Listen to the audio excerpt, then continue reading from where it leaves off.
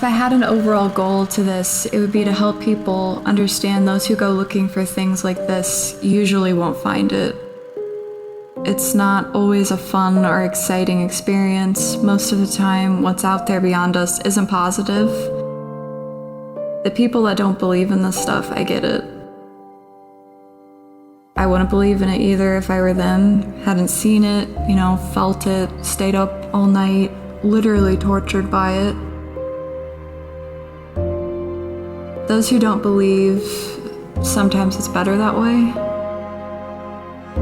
If I was given the option to change having an ability or what happened to me, I literally would in a heartbeat.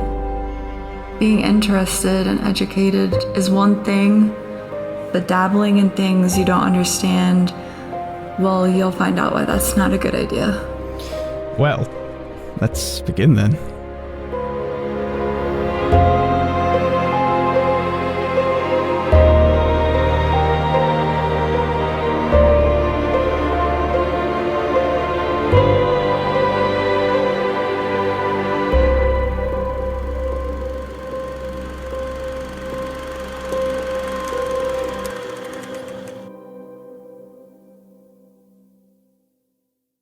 So, I guess it's best we start from the beginning.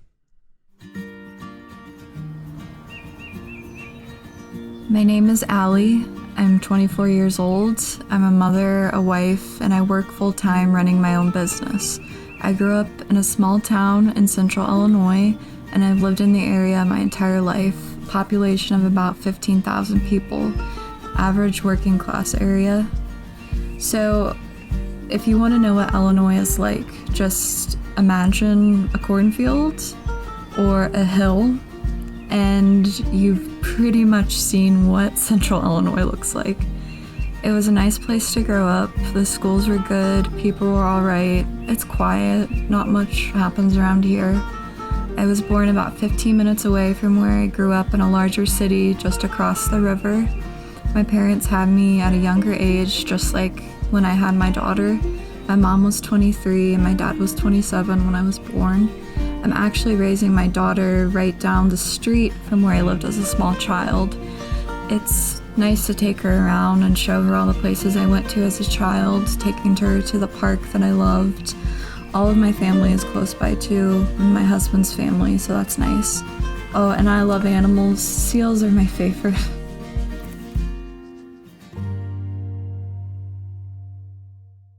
So it sounds like you're a normal person, just like all of us. So it's crazy to think that all of this can happen to anyone. So where and how exactly did this all start? Well, the best way to talk about it is to go all the way back to the beginning.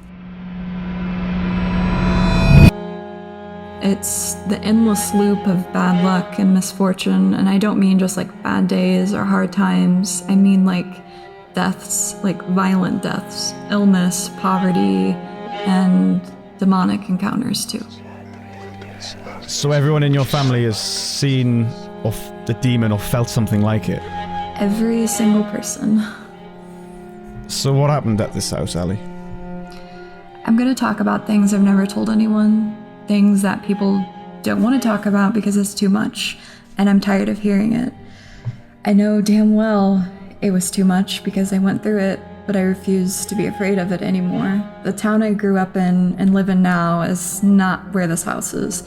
It's about 13 miles from where I live right now. The day we moved in, we should have left. The first day we lived there, 3 people came up to our door and told us, God sent us to pray for you and all you're about to go through. My parents don't really think anything of it. It's a really Christian area around here. People do stuff like that all the time. My mom asked what church they were from and they didn't tell us. She told me after they walked away, she didn't see them go anywhere. No car, nothing. They literally just disappeared. And my grandma saw that as well as my aunt because she was there too. We had people come up to our house that literally ran away screaming. A guy that came to take me on my first date literally passed out in the driveway. He turned white as snow, literally fell over. When he got up and came to, he ran to his car, sped off. Only a few people were able to deal with everything there. and those people all experienced something that still bothers them today. The paranormal team that came to our home a few years before we moved told us whatever was there wasn't leaving because it wanted me and it wanted my family. They left shortly after that. So why do you think that it wanted you? I don't. I think it just wanted me to be afraid, or maybe it does. Either way, I refuse to let it run my life again like it did for so long. Do you think it's because of your ability?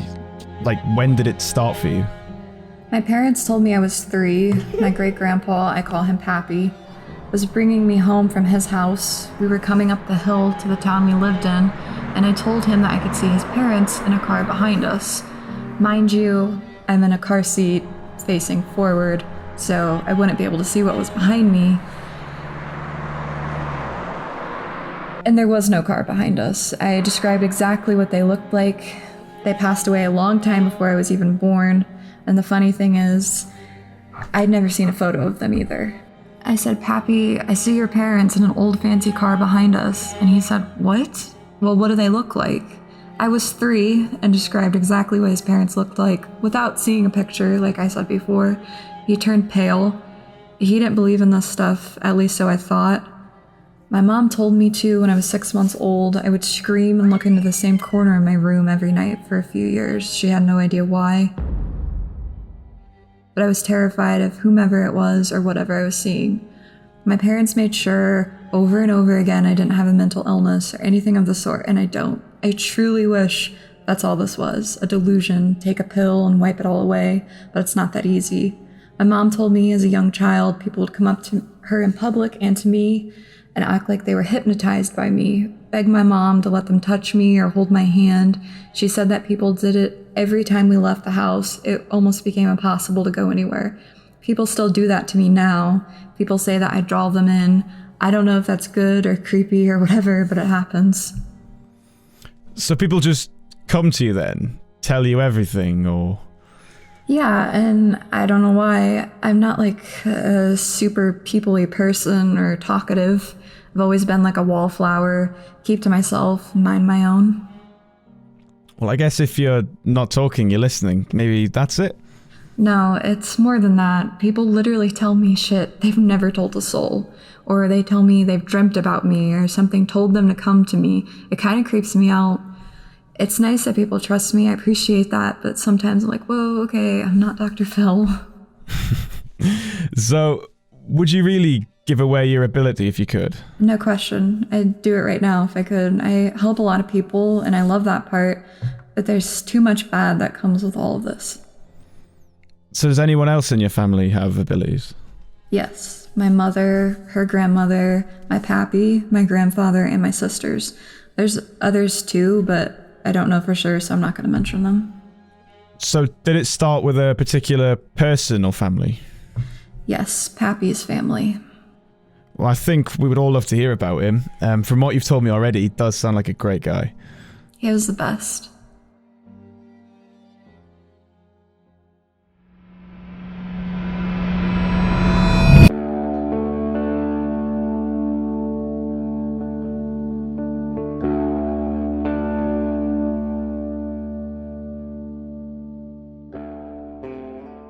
My pappy was born in the early 1930s on February 1st. He was the most honest person in the entire world. Lying for him, that just didn't happen.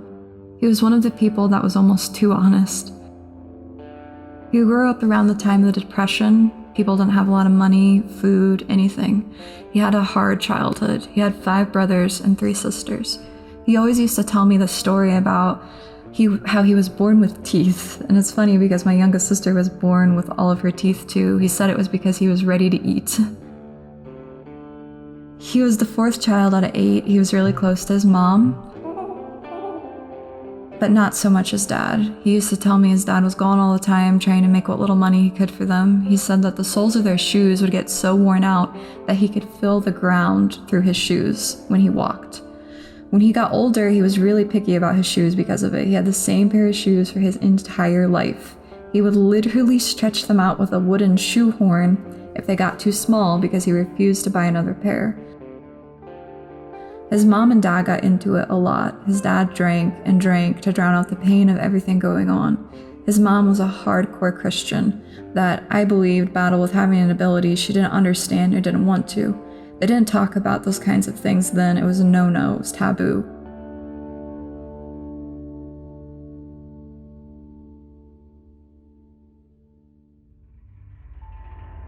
He told me the first weird thing that happened to him was when he was 6. He had a wiener dog named Daisy. It was his best friend. In their home, it had a small staircase that went up into a long attic. The dog wouldn't go up the stairs. It would do anything to get away, so it wouldn't have to go up the stairs. He said that he would hear footsteps up there, and his brothers and sisters told him it was the ghost of his grandfather. One of his brothers forced the dog to go upstairs, and she got so scared that she jumped off the balcony and died. He said a few days later, he went up there and he saw his grandfather standing with a blanket around him, holding a cane that he banged on the ground 3 times. He told me he ran back downstairs, scared for his life. He told me he didn't tell his brothers because they'd give him a hard time about it. A few years later, he fell out of a pickup truck and cracked his head open. They told him he should have died. He said, "I knew then I was cursed," and he'd laugh.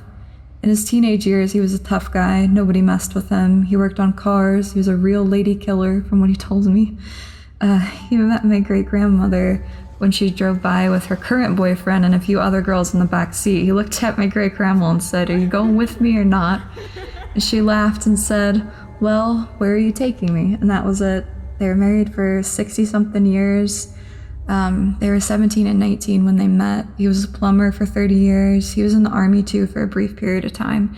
He never told me the real story as to why he got out, but he always said, "I was too scary for them. They couldn't handle your pappy." As he got older, and after I was born, we were best friends. He didn't really like kids, except for me and my mom and my sisters. He was afraid to hold me when I was born because he didn't want to drop me. A lot of my childhood memories were spent with him. We did everything together. He made me my own little puppet shows, and I had this electronic dog he got for me because he didn't want to get me a real dog. We watched Wizard of Oz over and over again, and he would pretend to be the Scarecrow and I was Dorothy. He never sang much, but every day he sang "You Are My Sunshine" to me, and I miss him so much.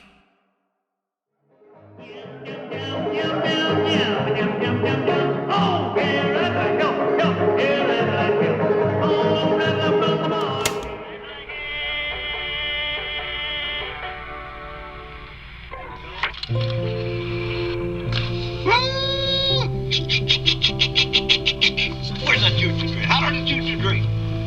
Holler at him.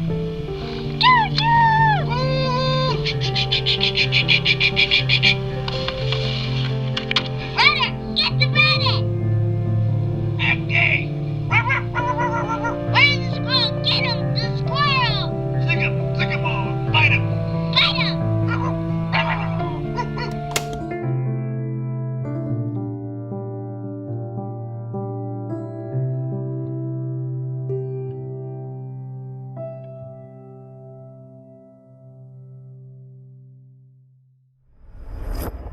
Some of the other weird things that happened started with his sister. It was his youngest sister. She was born in one of the coldest winters. She was born sick, and that's what he always told me. She battled the illness for 3 days. She had a really high fever, and she passed away at home in her mom's arms. They took her to the funeral home, and a few hours later, she literally came back to life. They ran back to get her, and a few hours later again, she died and then came back to life. It happened 3 times. After the last time, they kept her at home for a few days to make sure she had really passed. Wait, so she died 3 times and then came back to life? Yes, he said to me all the time, "I don't tell a story if it's not the truth." When my pappy was in his 40s, he said his mom started to be really different. She would see demons. She told everyone they wanted to kill her. They won't stop until they take her. She actually ended up being admitted into a mental institution because of it. So was it a mental illness?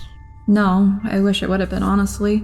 He told me that he went to see her once, and she was a tiny little old lady. She picked up 3 grown men and threw them across the room. The drugs wouldn't stop her. He said she was talking gibberish and he had to leave, and that's the last time I've heard about her. I know eventually she was moved to a nursing home before she passed away. I couldn't get him to tell me much more about it. Wow. But wait, there's more. My great-grandmother, Pappy's wife, never saw anything, but she wanted to. She researched all of this for years, tried over and over again to see anything she could. She went to mediums, psychics, had every book, movie, TV show, all of it. She was really educated but never saw anything. She told me as a child she grew up similar to how Pappy did. Her youngest brother and his friend were playing a game on a railroad track. It was this game where you push each other back and forth, and whoever was left lost. They were playing and the train started coming, so they started doing it faster and faster. Her brother was getting scared, and before he could jump off, he got hit by the train. He was completely cut in half. She said her mom sat there with him until they could move him to the hospital. He died the next morning without having a bottom half of his body. She always said that her family didn't feel pain. It just didn't happen. At all? Yeah, and I don't feel much pain either, and neither does my mom. So, did your pappy ever see anything else when you were growing up? Not until after my great-grandma died. We tried to say that it was grieving, but it was more than that. He didn't have dementia either, like I said. He didn't lie, ever. He told us after she died that he could see 3 little orange guys. They looked like trolls, he said. One was large, one was medium, and one was small. He said they would only come out at night around 1 a.m. and told him to turn on pornography. I thought he was joking, but he was dead serious. He told us he could still see her, my great-grandma, like she was alive after she passed away. He could see her in the bed, asleep. He would yell at her to get up and she wouldn't. One time, he said, she told me she met this guy named Joey. I think she's messing around on me. And I said, what? Come on, you can't be serious. And he said, I am serious. I put a for rent sign on her side of the bed, and he literally did.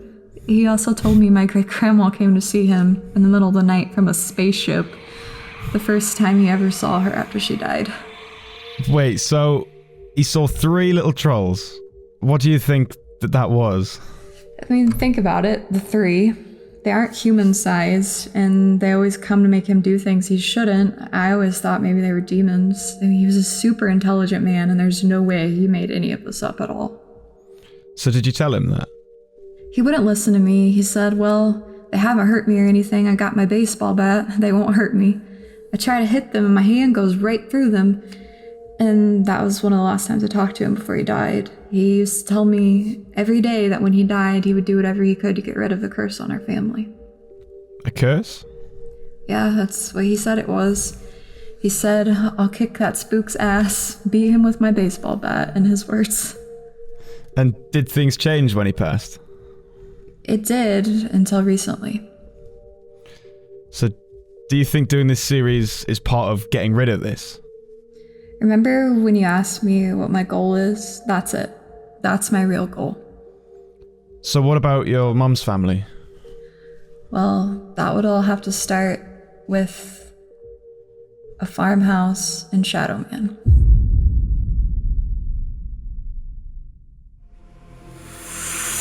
Coming up next on 3. Ever since we started filming this, all this crazy stuff keeps happening. My mom just texted me and told me that my dad's truck caught on fire. I don't know what the fuck is going on. I don't even feel things like she does, and something just isn't right. Do you think it's because of what we just filmed? Something doesn't want us to do this.